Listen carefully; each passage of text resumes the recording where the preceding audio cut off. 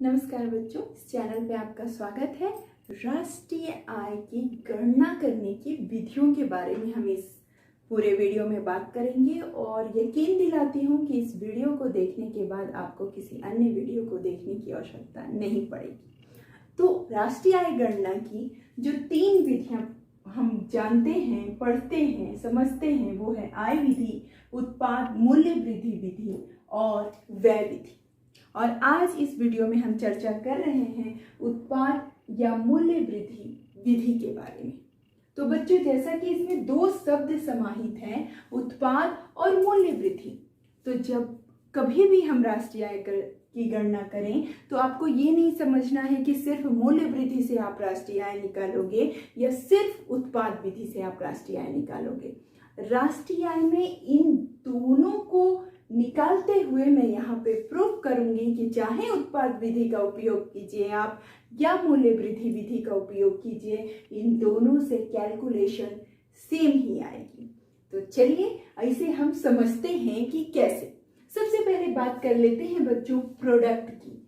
उत्पाद विधि, इस जैसा कि नाम से ही स्पष्ट है कि इसमें प्रोडक्ट को अधिक महत्व दिया जाता है। तो राष्ट्रीय आय की इस गणना में हम उत्पाद को अधिक महत्व देते हैं और उत्पाद को अधिक महत्व देने के कारण ही बच्चों हम उत्पाद मूल्य की गणना करते हैं, जिसको हम कहते हैं प्रोडक्ट कॉस्ट। उत्पाद मूल्य की गणना करते हैं। इसकी गणना करने के पश्चात जो दूसरी महत्वपूर्ण गणना होती है वो है शुद्ध उत्पाद मूल्य की गणना। और ठीक इसी के पैरेलल बच्चों, जब मूल्य वृद्धि विधि का हम अध्ययन करते हैं तो उसके अंतर्गत हम मूल्य वृद्धि की गणना करते हैं और मूल्य वृद्धि की गणना करने में हम जिसे निकालते हैं वो है शुद्ध मूल्य वृद्धि।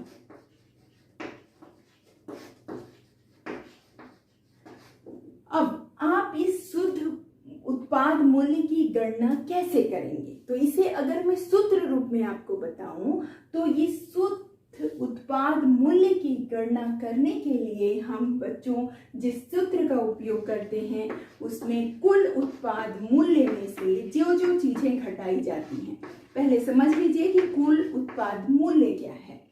आप जब मार्केट में जाते हैं तो जिस भी चीज को आप परचेज करते हैं, खरीदते हैं, उसका जो मूल्य होता है, उत्पाद मूल्य होता है, उसे ही हम कहते हैं कुल उत्पाद मूल्य। जैसे आपने पेन खरीदा तो पेन का कीमत आपने 10 रुपए दिया, तो पूरे देश भर में जितने भी पेन बने हैं उस सीरीज के, उसकी कीमत को इकट्ठा हमने जोड़ लिया। मान लीजिए वो आया 1 लाख करोड़, तो 1 लाख करोड़ बच्चों उस पेन का कुल उत्पाद मूल्य हो गया। इसी तरह हम हर एक वस्तु का कुल उत्पाद मूल्य निकाल लेते हैं, जो उसकी मार्केट प्राइस है उसी के आधार पर। अब इस कुल उत्पाद मूल्य में से आपको घटानी होती हैं कुछ चीजें, तब आपको शुद्ध उत्पाद मूल्य मिलता है।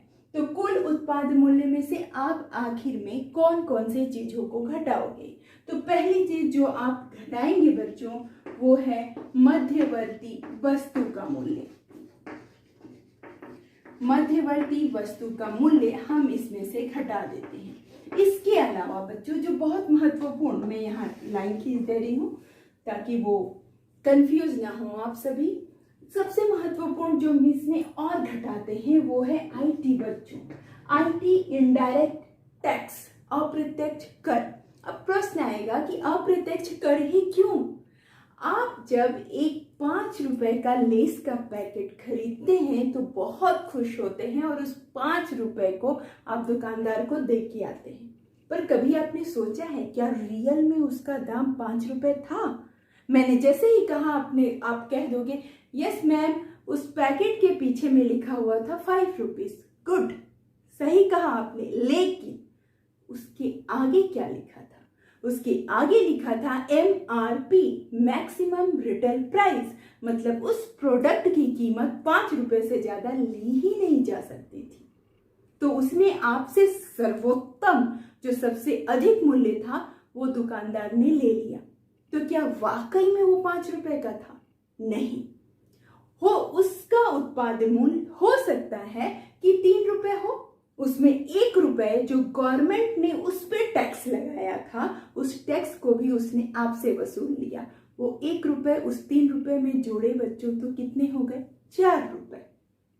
अब उस 4 रुपए में उसने अपने लाभ को भी जोड़ लिया, मैन्युफैक्चरर ने, उसने उसे 5 लिख दिया और इस तरह वो 5 रुपए का प्रोडक्ट हो गया। जो दुकानदार उसकी खूब सारी क्वांटिटी खरीद के लाया है, उसे वो 4 रुपए में मिला और उसने 1 रुपए लाभ लेके आपको बेच दिया। मतलब हर हाल में उस पर टैक्स किसने चुकाया? आपने चुकाया। उसके अंतिम उत्पाद मूल्य में वो टैक्स शामिल था। इसीलिए बच्चों हम कुल उत्पाद में से उस टैक्स को घटाते हैं ताकि हम शुद्ध को जान सके कि वास्तव में उस प्रोडक्ट की कॉस्ट कितनी थी। तो इसके लिए जो उसकी टोटल कॉस्ट आती है ना, कुल उत्पाद मूल्य, उसमें से सबसे पहले मध्यवर्ती वस्तु, उसके बाद हम घटा देते हैं बच्चों अप्रत्यक्ष करों। इसके अलावा और जो एक चीज घटाई जाती है जो अक्सर क्वेश्चन में आ जाता है तो आप सभी कंफ्यूज होते हैं, वो है स्थायी पूंजी का उपभोग। अब ये स्थायी पूंजी का उपभोग सुनने में जितना कठिन लग रहा है बच्चों, समझने में उतना ही आसान है। जरा याद कीजिए कि आपके फर्म या प्लांट में स्थायी पूंजी क्या है। आपका जो अगर फर्म है, आप किसी फर्म के मालिक हो, तो उसमें आपकी स्थायी पूंजी है मशीनें। आप जब उनका उपयोग करते हो बच्चों तो उनमें होती है घिसावट, तो वो है आपका स्थायी पूंजी का उपभोग। तो उसके लिए तो आपने पैसे अलग से निकाल के रखे हैं ना, जिसे हम किसी अन्य रूप में मूल्यह्रास के नाम से जानते हैं, डिप्रिसिएशन के नाम से। तो इसीलिए हम शुद्ध कॉस्ट निकालने के लिए उस डिप्रिसिएशन को भी घटा देते हैं, स्थायी पूंजी के उपभोग को भी घटा देते हैं। तो जब कुल उत्पाद मूल्य में से मध्यवर्ती वस्तु का मूल्य आईटी और स्थायी पूंजी का उपभोग घटा दिया जाता है बच्चों, तो निकल के आता है शुद्ध उत्पाद मूल्य। और इसी के आधार पर हम राष्ट्रीय आय की गणना करते हैं। ये तो उत्पाद मूल्य के आधार पे हुआ। अब मूल्य वृद्धि विधि में हम क्या करते हैं? हमको मूल्य वृद्धि में शुद्ध मूल्य वृद्धि निकालनी होती है। तो इसके लिए हम क्या अपनाएंगे? अर्थव्यवस्था के क्षेत्रों के बारे में आपने पढ़ा होगा कि प्राथमिक क्षेत्र होते हैं जिसमें कृषि और खनन शामिल है, द्वितीयक क्षेत्र होते हैं जिसे हम विनिर्माण या निर्माण उद्योग के नाम से जानते हैं। तो हर एक क्षेत्र में जो भी वस्तु बनी है उसके मूल्य वृद्धि को हम यहाँ पर जोड़ लेते हैं। तृतीय क्षेत्र बैंक, बीमा, संचार, यातायात, इसके में भी जो भी प्रोडक्ट बना है उसकी मूल्य वृद्धि को हम जोड़ लेते हैं, तो वो आ जाता है शुद्ध मूल्य वृद्धि। कैसे? अभी आपके हाथ में मेरा वीडियो देखते समय मोबाइल है, ठीक? तो ये आपके किस क्षेत्र से रिलेटेड है? ये आपके तृतीय क्षेत्र से रिलेटेड है क्योंकि ये संचार से रिलेटेड है, ठीक? उसका आपने जो भी कॉस्ट दिया हो 17,000, 18,000, 20,000, एक्चुअली में वो अंतिम तक पहुंचते तक वो 17,000 का हुआ। स्टार्टिंग में जब ये बनना शुरू हुआ होगा तो हो सकता है 10,000 इसकी कीमत रही हो, 8,000 या 9,000 रही हो, लेकिन धीरे धीरे ये जितने हाथों से होकर गुजरा है, आपने जिस दुकानदार से खरीदा उस तक भी इसके मूल्य में वृद्धि होती रही। लेकिन जैसे ही आपने खरीद लिया तो स्टिक हो गया, स्टैग्नेट हो गया इसकी मूल्य वृद्धि। वो 17,000 की 17,000 ही हो गई। अगर आपने 20,000 पे किया है तो वो 20,000 ही हो गई। मैं इस पूरी को एक एग्जाम्पल से भी आप लोगों के सामने रखूंगी। तो यहाँ आप सूत्र रूप में समझिए कि अगर शुद्ध मूल्य वृद्धि निकालनी है तो मैं प्राथमिक क्षेत्र और उसी के साथ जो द्वितीय क्षेत्र है जिसे हम प्रोडक्शन का भी सेक्टर कहते हैं, विनिर्माण, उसके, और साथ ही में तृतीय जिसे हम सेवा क्षेत्र, सर्विस सेक्टर कहते हैं, उस सब में होने वाली मूल्य वृद्धि को मैं जोड़ लूंगी तो मेरा आ जाएगा शुद्ध मूल्य वृद्धि। अब जिस बात को मैंने यहाँ पर सूत्र रूप में कहा है बच्चों, उसी बात को मैं यहाँ पर अब आपको एक उदाहरण से समझाती हूँ और देखिएगा कि कैसे ये दोनों कॉस्ट सेम आएंगी। चलिए अब इसे समझ लेते हैं। इसे निकालने के लिए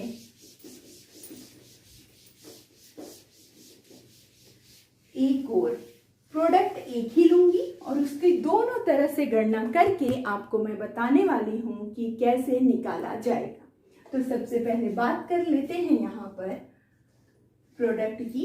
एक और मुझे गणना करनी है शुद्ध मूल्य, शुद्ध उत्पाद मूल्य की, और दूसरी ओर गणना करनी है मुझे शुद्ध मूल्य वृद्धि।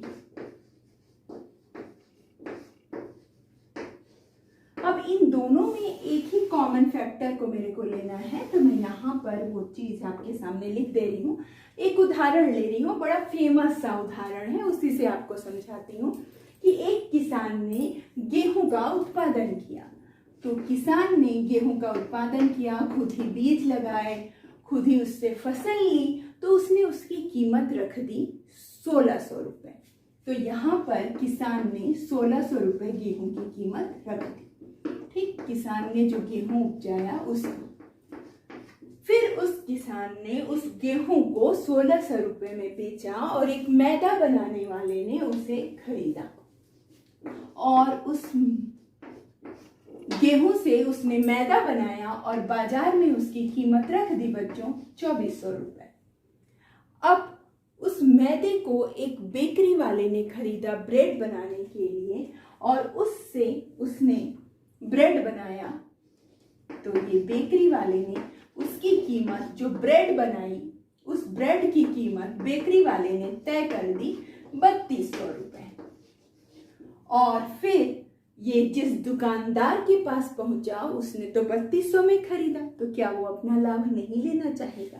तो उसने भी इसमें कुछ मूल्य बढ़ा दिया और यहाँ पर दुकानदार ने उसका मूल्य कर दिया 3600 रुपए। तो ये हो गया टोटल 3600 रुपए। अब समझते हैं सबसे पहले इसे शुद्ध उत्पाद मूल्य इसका हम कैसे निकालेंगे। तो बच्चों, जब किसान ने गेहूं को बेचा था तो वो उसके लिए क्या था? अंतिम उत्पाद। जब मैदे वाले ने मैदे को बेचा तो वो उसके लिए क्या था? अंतिम उत्पाद। जब बेकरी वाले ने ब्रेड बनाकर बेचा तो वो उसके लिए क्या था? अंतिम उत्पाद। और दुकानदार ने जब ब्रेड के अलग अलग पैकेट बेचे तो वो अलग अलग पैकेट उसके लिए क्या थे? अंतिम उत्पाद। तो अगर मुझे कुल उत्पाद मूल्य को निकालना हो तो मैं क्या करूंगी? इस उत्पाद मूल्य के लिए इन सभी को मैं जोड़ दूंगी। अब जरा देख लीजिए, 1600, 2400, 3200, 3600 को जब मैं जोड़ूंगी तो मेरा कुल उत्पाद मूल्य आ जाएगा बच्चों 10,800। 10,800। ठीक। अब बच्चों, इसमें मुझे देखना है मध्यवर्ती वस्तु का मूल्य। तो चलिए मध्यवर्ती वस्तु को ढूंढते हैं। तो मध्यवर्ती वस्तु में क्या क्या चीजें शामिल होंगी, किसे किसे मैं लूंगी मध्यवर्ती वस्तु के रूप में? तो बच्चों यहाँ पर एक एक करके हम देख लेते हैं। ये गेहूं तो उत्पाद था, लेकिन गेहूं से जब मैदा बनाया गया तो वो कौन सी वस्तु हुई? वो मध्यवर्ती वस्तु हुई। तो इसका दाम कितना है भाई? 2400 रुपए। जब बेकरी वाले ने उससे ब्रेड बनाया तो उस ब्रेड की कीमत कितनी रखी गई बच्चों? 3200 रुपए। ये भी क्या हुई? मध्यवर्ती वस्तु हुई। और ठीक ऐसे ही बच्चों, अगर मैं कहूँ कि ये दुकानदार ने उसे बेचा कितने में है? 3600। लेकिन क्या दुकानदार ने किसी नई वस्तु का निर्माण किया? नहीं, उसने तो सिर्फ मूल्य बढ़ाया। ब्रेड को किस रूप में बेचा है? ब्रेड के रूप में ही बेचा है। तो क्या ये मध्यवर्ती वस्तु होगी? नहीं, ये मध्यवर्ती वस्तु नहीं होगी। तो किसान के द्वारा बेचा गया गेहूं भी बच्चों, उससे चूंकि मैदा बना है तो वो कौन सी वस्तु हो गया? मध्यवर्ती वस्तु। तो आपके पास मध्यवर्ती वस्तु ये 1, ये 2 और ये हो गए 3। अब चलिए इसकी कीमत को जोड़ लेते हैं। अगर मैं इसकी कीमत को जोड़ूं तो ये टोटल जोड़ने से आ जाएगा 1600, 2400 और 3200, 7200। तो मध्यवर्ती वस्तु का मूल्य आ गया बच्चों 7200। नियम के अनुसार अगर मुझे शुद्ध उत्पाद मूल्य निकालना है, इसे मैं शॉर्ट फॉर्म में लिख रही हूँ, उसे निकालना है तो नियम कहता है कि कुल उत्पाद मूल्य में से आप घटा दो मध्यवर्ती वस्तु के मूल्य को। तो वस्तु मूल्य अब मैं घटा देती हूँ भाई।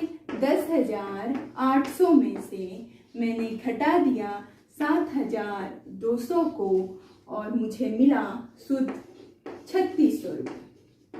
अब इसे मूल्य वृद्धि के में मैं माप के देखूंगी क्या वाकई में ये 3600 रुपये आ रहा है। एक और मैंने लिख दिया है। अब चलिए मूल्य वृद्धि निकालते हैं। हर एक स्टेज पे जो मूल्य वृद्धि हुई उसे हम निकालते हैं। जब किसान ने बच्चों गेहूं को बनाया तो उसने उसका पूरा का पूरा मूल्य 1600 तय किया, तो ये उसके द्वारा की गई मूल्य वृद्धि थी। कितनी? 1600 कि सीधे उसने गेहूं का मूल्य तय कर दिया 1600। अब जब सेकेंड स्टेज में उस गेहूं से मैदे का निर्माण हुआ तो मूल्य उसका बढ़ा दिया गया 2400। तो उस 2400 में उसके पिछले मूल्य को अगर मैं घटाऊं 1600 को तो मूल्य कितना बढ़ाया गया? 800 रुपये।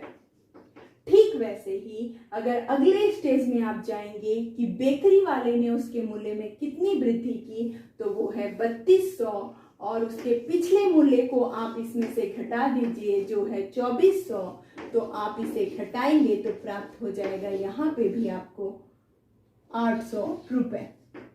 अब ठीक वैसे ही बच्चों दुकानदार ने कितनी मूल्य वृद्धि की इसे जानने के लिए हम 3600 में से पिछले मूल्य 3200 को घटा देंगे।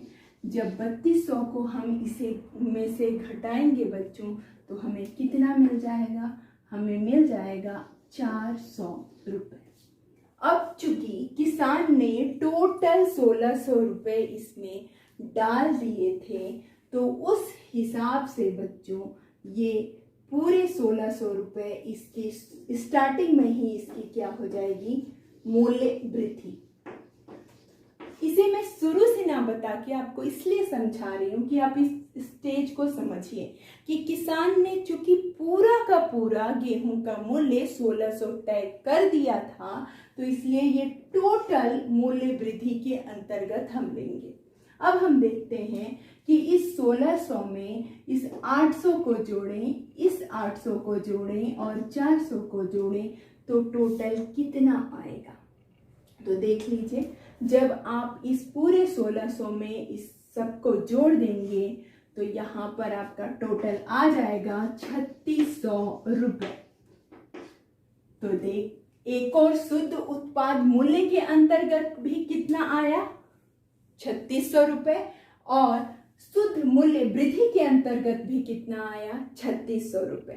इसीलिए इस विधि को हम उत्पाद या मूल्य वृद्धि विधि कहते हैं कि चाहे आप मूल्य वृद्धि की सहायता से आप निकालें या उत्पाद विधि की सहायता से आप निकालें, दोनों में ही उत्तर बिल्कुल एक जैसा आता है, मतलब राष्ट्रीय आय एक जैसी आएगी। लेकिन ये प्राइमरी स्टेज है, अभी राष्ट्रीय आय की गणना प्रारंभ नहीं हुई है।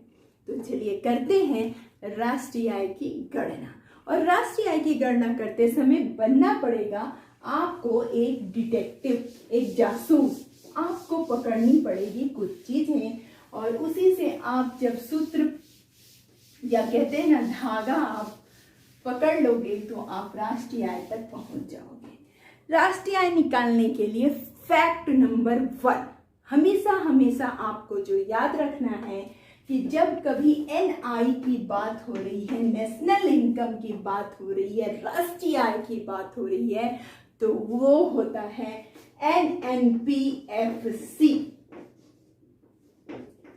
जिसे हम कहते हैं कि राष्ट्रीय आय हो या साधन लागत पर या कारक लागत पर शुद्ध राष्ट्रीय उत्पाद ही राष्ट्रीय आय होता है। अब यहीं से मैं कहना चाह रही थी बच्चों कि आप समझिए कि आपको चेस करना है NNP-FC को, उसका पीछा करना है कि उसे निकालने के लिए किस किस की सहायता की जरूरत है। जैसे डिटेक्टिव एक सूत्र को पकड़कर और बताते जाता है कि इसका किससे रिलेशन है, इसका किससे रिलेशन है, और अंत में निकल आता है कि वास्तव में दोषी कौन है। तो ठीक वैसे ही चलिए हम इसे निकालने की कोशिश करते हैं। अब NNP-FC को निकालने के लिए मुझे क्या चाहिए? तो NNP-FC को निकालने के लिए मुझे चाहिए NDP-FC।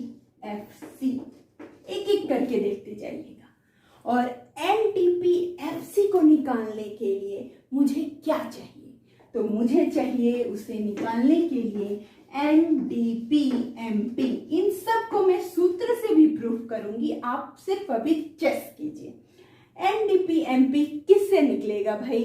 तो NDP है तो ये तो GDP से ही निकलेगा, वो है GDP-MP। तो भाई इस विधि में GDP-MP किसे कहते हैं? तो इसमें GDP-MP कहते हैं बच्चों सकल मूल्य वृद्धि को, या जो हमने निकाला शुद्ध उत्पाद मूल्य, उसी को कहते हैं। तो आप GDP-MP के बराबर में लिख लीजिए ये सकल मूल्य वृद्धि है, ठीक। या आप इसे कह सकते हैं कि ये बाजार कीमत पर सकल घरेलू उत्पाद है। अब एक एक करके देखिए कि आप कैसे निकालोगे इसे। जब आपके पास GDP-MP है, सकल मूल्य वृद्धि है, और आपने अभी तुरंत सीखा कि मूल्य वृद्धि कैसे निकाली जाती है, तो वैसे ही हर वस्तु की राष्ट्रीय आय के निकालने के लिए मूल्य वृद्धि निकाल ली जाती है। तो आपने उसे निकाल लिया भाई। अब जब आपके पास GDP-MP आ जाएगा तो आप NDP-MP को कैसे निकालोगे? तो बच्चों NDP-MP को निकालने का सूत्र होता है कि आप GDP-MP में से घटा दीजिए उस की डिप्रिसिएशन को या घिसावट व्यय को। जब कभी भी हम डिप्रिसिएशन और घिसावट व्यय को घटाते हैं तो हमें शुद्ध मिल जाता है। तो GDP-MP में से जब आप D को घटाएंगे, घिसावट व्यय को घटाएंगे, तो आपको NDP-MP मिल जाएगा, ठीक। अब आपके पास जब NDP-MP आ गया तो आप उससे NDP-FC कैसे निकालोगे?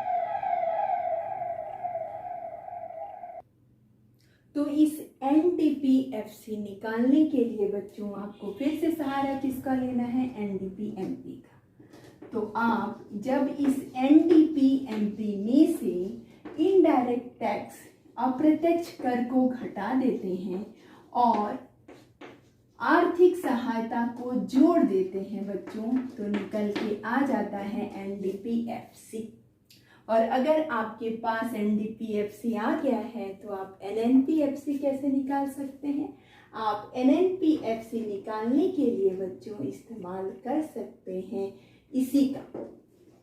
NDP-FC में सिर्फ एक चीज को जोड़ दीजिए, मैं अपने पिछले वीडियो में भी आपको बता चुकी हूँ, NFIA, जिसे हम कहते हैं विदेशों से अर्जित शुद्ध साधन आय। तो जब कभी आप विदेशों से अर्जित शुद्ध कारक आय या शुद्ध साधन आय को बच्चों जोड़ देते हो तो वही आपकी होती है राष्ट्रीय आय, वही आपकी होती है NNP-FC। तो ये है इसका सारांश। तो की इंग्रेडिएंट का आपको क्या याद रखना है? की इंग्रेडिएंट आपको सिर्फ ये याद रखना है कि ये इसको निकालने के लिए आपको कितने लोगों की जरूरत है। तो भाई GDP-MP की जरूरत है, NDP-MP की जरूरत है, NDP-FC की जरूरत है। तो आप क्रम से निकालते हुए NNP-FC तक पहुंच जाओगे। तो ये है, और GDP-MP निकालने का आपने देख लिया कि आपको हर एक प्रोडक्ट का मूल्य वृद्धि निकालना होगा। ये तो समराइज रूप में स्टेप वाइज है बच्चों कि अगर एनडीपीएफसी डाल के आपसे बोर्ड ने पूछ लिया कि आप कैसे निकालोगे राष्ट्रीय आय, तो भी आप इस प्रोसीजर को फॉलो करना, आप एनपीएफसी तक पहुंचोगे, आराम से आपकी राष्ट्रीय आय निकल आएगी। तो ये सूत्र रूप में था। अब आइए एक प्रश्न से मैं आपको समझाने की कोशिश करती हूँ कि आप किस तरीके से उसमें से क्या क्या लोगे और राष्ट्रीय आय की गणना करोगे। तो बच्चों यहाँ पे मैंने लिया है एक प्रश्न और इससे आपको जो निकालने को कहा जा रहा है वो है 2। पहला, बाजार कीमत पर आपसे कहा जा रहा है मूल्य वृद्धि को निकालिए, और आपको याद रखना है बच्चों, इसे ही हम जीडीपी एमपी भी कहते हैं, और राष्ट्रीय आय निकालना कहा जा रहा है। अब देख लेते हैं हमारे पास क्या क्या चीज़ें दी हुई हैं। उन्होंने टोटल उत्पादन का मूल्य दिया है जो है 1300 करोड़ रुपए। उसके बाद मध्यवर्ती वस्तु का मूल्य दिया है जो है 550 करोड़ रुपए। अप्रत्यक्ष कर को दिया है जो है 50 करोड़। स्थायी पूंजी के उपभोग को 80 करोड़, और विदेशों से अर्जित शुद्ध साधन आय बच्चों, जिसे मैं NFIA कहती हूँ, उसे 10 करोड़ बताया है, और आर्थिक सहायता 20 करोड़ बताई। तो हमें सबसे पहले बाजार कीमत पर मूल्य वृद्धि को निकालना है, और हम जानते हैं कि मूल्य वृद्धि निकालने का एक ही तरीका होता है, जिसे इस वीडियो में हमने सीखा भी है, कि जो भी उत्पाद का मूल्य है उसमें से मध्यवर्ती वस्तु का मूल्य घटा दो। तो हम उसी तरीके को फॉलो करेंगे। हम टोटल जो उत्पादन मूल्य है उसमें से घटा देंगे मध्यवर्ती वस्तु के मूल्य को, मध्यवर्ती वस्तु का मूल्य, तो हम घटा देंगे इसे और हमें मिल जाएगा बाजार कीमत पर मूल्य वृद्धि। तो उत्पादन मूल्य कितना है बच्चों? 1300 करोड़ रुपए। तो 1300 में से आप घटा दीजिए 550 को। तो जब आप 13 में से 550 को घटाएंगे बच्चों, तो आपका उत्तर आ जाएगा 750 करोड़ रुपए। तो ये आपने निकाल ली बाजार कीमत पर मूल्य वृद्धि। फिर मैंने आपको सूत्र रूप में बताया था कि अगर राष्ट्रीय आय की गणना करनी है तो हमें एनएनपीएफसी तक पहुंचना है, और वहां तक पहुंचने का जो सबसे शुरुआती दौर होता है वह यही होता है जीडीपी-एमपी, जिसे हम बाजार कीमत पर इस विधि में मूल्य वृद्धि कहते हैं। तो चलिए, जब आपको राष्ट्रीय आय निकालनी है तो सबसे पहले आपको लेना होगा बाजार कीमत पर, थोड़ा मैं इसे ऊपर लिख दूं, राष्ट्रीय आय निकालने के लिए आप सूत्र जो लगाएंगे वो है बाजार कीमत पर मूल्य वृद्धि को लेंगे, क्योंकि यही आपका जीडीपी-एमपी है। मूल्य वृद्धि ये सिर्फ इस विधि के अंतर्गत बच्चों, इसे ही हम जीडीपी-एमपी मानते हैं। इसलिए मैं यहाँ पे लिख भी रही हूँ ताकि आपको याद रहे कि मूल्य वृद्धि विधि में बाजार कीमत पर जो मूल्य वृद्धि आती है उसे ही हम जीडीपी-एमपी मानते हैं। तो उसमें से बच्चों आप किस किस चीज को घटाएंगे? तो जैसा मैंने आपको बताया है कि अप्रत्यक्ष करों को आपको घटाना ही होता है, तो आप उसे घटा देंगे। शुद्ध उत्पाद का सूत्र बताते समय मैंने कहा था कि स्थायी पूंजी उपभोग को आपको घटाना नहीं पड़ेगा, क्योंकि वो डी है, डिप्रिसिएशन है, ठीक। तो आप उसे भी घटा देंगे। लेकिन NFIA विदेशों से अर्जित साधन आय को हम उसमें क्या करेंगे? जोड़ेंगे। और आर्थिक सहायता भी क्या की जाती है बच्चों? जोड़ी जाती है। तो सूत्र रूप में आप लिखेंगे तो बाजार कीमत पर मूल्य वृद्धि ऋण क्या आएगा? अप्रत्यक्ष कर। आप अप्रत्यक्ष कर को घटा रहे हैं। फिर आप घटा रहे हैं स्थायी पूंजी उपभोग को, तो यहाँ पे आप स्थायी पूंजी उपभोग को भी आप यहाँ पर घटा देंगे। और उसे घटाने के बाद बच्चों आप जो जोड़ेंगे वो है NFIA विदेशों से अर्जित शुद्ध साधन आय, तो यहाँ हम जोड़ देंगे उसे। और जो चीज हम जोड़ेंगे वो है आर्थिक सहायता, तो हम यहाँ पर सब्सिडी, अनुदान या जिसे आर्थिक सहायता कहते हैं उसे जोड़ देंगे। तो इसे निकालने के लिए सबसे पहले देखिए कि बाजार कीमत पर आपकी मूल्य वृद्धि कितनी है, 750 करोड़। उसमें से आपको घटाना है अप्रत्यक्ष कर, तो आप ऋण 50, स्थायी पूंजी का उपभोग, तो वो कितना है 80, आप 80 कर दिए। अब आपको इसमें जोड़ना क्या है, NFIA जो कितना है 10, और ठीक वैसे ही आर्थिक सहायता जो कितनी है 20। तो पहले जोड़ने वाली चीजों को जोड़ लीजिए, तो ये हो गया बच्चों 10 और 20 30, और 50 और 80 इसे भी हम ऋण लगा कर लिख लेते हैं, ऋण 130, और इस पूरे को हम 750 में से घटा देंगे। तो जब आप इसे 750 में से घटाएंगे बच्चों, तो आपका उत्तर हो जाएगा 650 करोड़ रुपए। तो आपकी राष्ट्रीय आय आ गई 650 करोड़ रुपए। तो देखा आपने कितनी सिंपल तरीके से हम इसे निकाल सकते हैं। तो बच्चों इसे आप अपने हिसाब से कई उदाहरणों से निकालने का प्रयास कीजिएगा। किसी भी समस्या से अगर आप 2-4 होते हैं तो कमेंट बॉक्स में मुझे ज़रूर बताइएगा। और इसी के साथ अगर आपको ये वीडियो अच्छा लगा तो लाइक, शेयर और सब्सक्राइब जरूर कीजिएगा। मिलते हैं नए वीडियो के साथ। Till then bye bye.